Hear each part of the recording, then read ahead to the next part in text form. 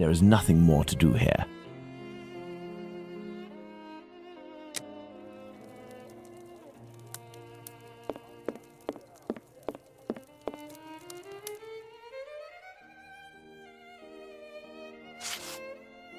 Perhaps it was intended as a study specimen. I have little faith in that theory. Hardly anything was taken from the Bucks Row victim.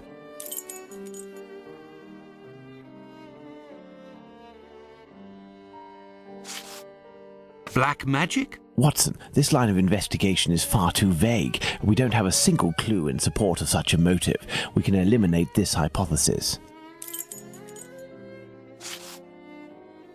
Holmes, what if it was cannibalism?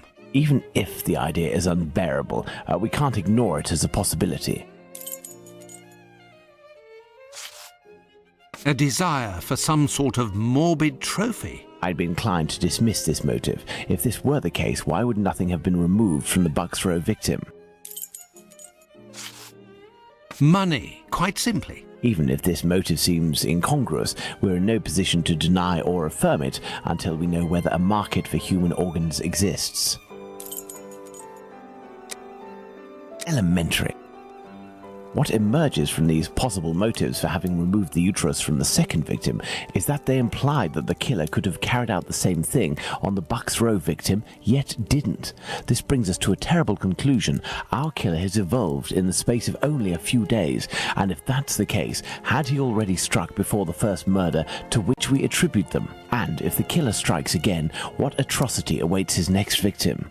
We have to stop him, Holmes. We shall do our best. This recent business of jars filled with formalin and of the American doctor might be a lead. Watson, inquire among medical circles to ascertain if there is a black market for human organs. The chances are slim, but this must be pursued.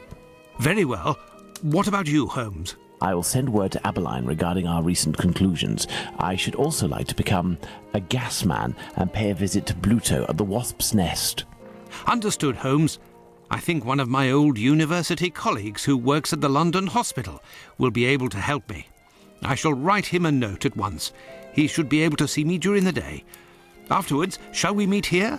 Yes, Watson. See you later, and good luck. I must get to the London hospital, where my old university colleague works.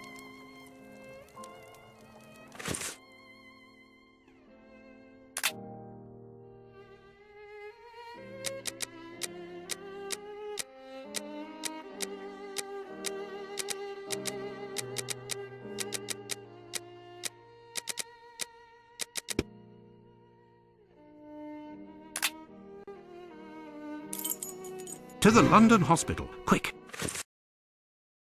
My colleague agreed to meet me here in one of the London hospital rooms reserved for students.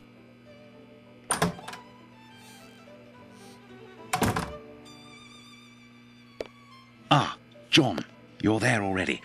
Punctual as always. Tell me, you don't seem to be in good shape. Is it possible that your recent marriage is making you this morose? Ah, you know me well, Andrew. No, it's a strange and terrible affair that concerns me. Have you read my note? Yes, I admit that I was surprised. It just so happens that I, too, was asking questions about our morgue. What do you think? Have you heard of any organ trafficking within?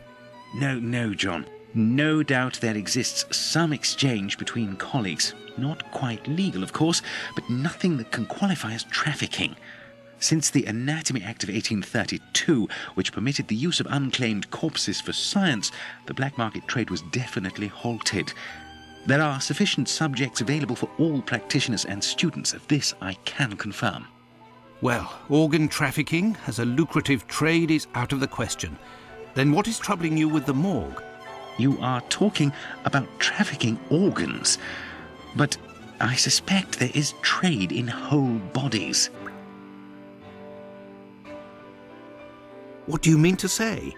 Whole bodies are disappearing?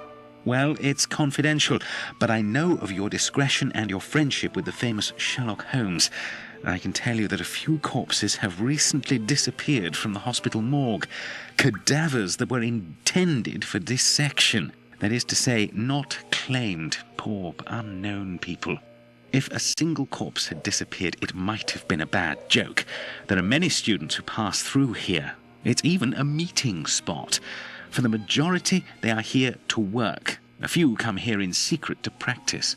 It also happens that instruments or organs go missing. Nothing alarming, but so many corpses. It's very troubling. But the hospital doctors aren't doing anything? No. That is to say, they would prefer not to call the police at this point. An investigation would no doubt result in the suspension of authorizations for the use of unclaimed corpses.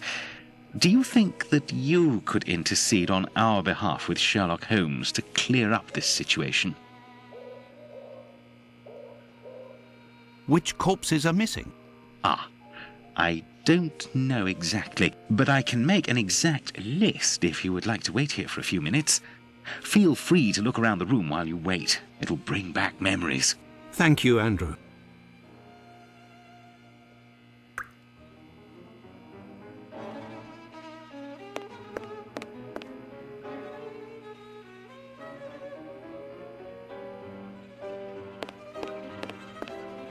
It's here that students come to carry out their experiments.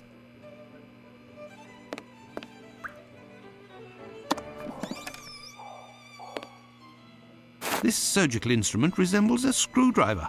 How amusing. It might come in handy. I will return it later. It's here that students come to carry out their experiments. The last lesson must have been about the human heart. And for a class of beginners, I expect, as this diagram is rather rudimentary. This wheel won't roll despite all of the added grease. Curious, as Holmes would say. A message. Why the devil was it hidden here? An old prescription. Poor child, so young, yet terminally ill. Strange, someone scrawled something. Part of it is in Latin. These are instructions, it would seem.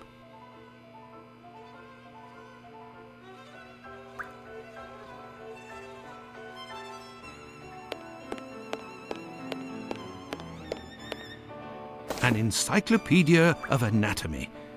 A page on the human heart is dog-eared. Let's see.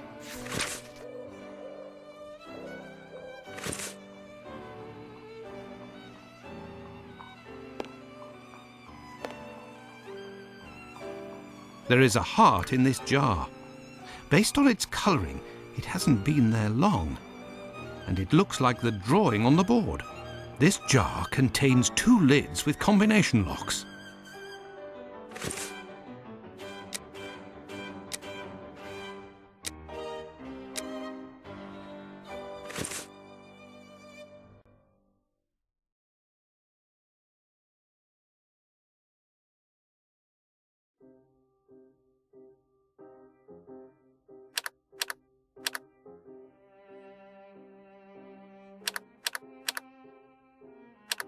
Look, there was a bit of paper stuck between the 2 lids.